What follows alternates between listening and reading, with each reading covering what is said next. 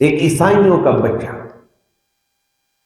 ایک عیسائیوں کا بچہ آج مسجد کے اندر، جو مسلمانوں کے نزدیک سب سے بہترین جگہ، طلباء کرام کے سامنے کرسی کے اوپر بٹھا دیا. کس نے؟ اسلام نے.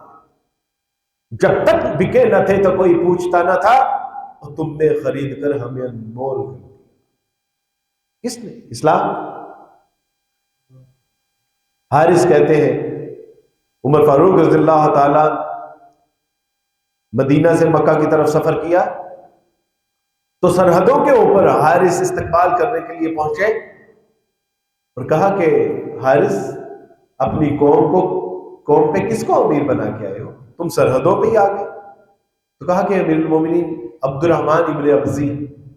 کہا کہ یہ ابن ابزی بڑا کوئی غیر معروف سا نام ہے. کہا امیر المومنین ہمارے آزاد کردہ غلاموں میں سے ایک غلام ہے.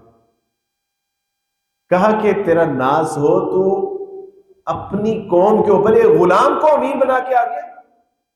کہا کہ امیر المومنین اس سے بہتر قرآن پڑھنے والا کوئی نہیں، اس سے بہتر قرآن کے مسائل حل کرنے والا کوئی نہیں، اس سے بہتر قرآن میں تدبر و تفکر کرنے والا کوئی نہیں.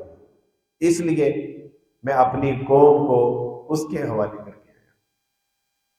عمر فاروق رضی اللہ تعالیٰ نے فرمایا کہ میرے رسول صلی اللہ علیہ وسلم نے سچ کہا تھا کہ ان اللہ یرفع بہذا الکتاب اقواما ویضع به آخرین.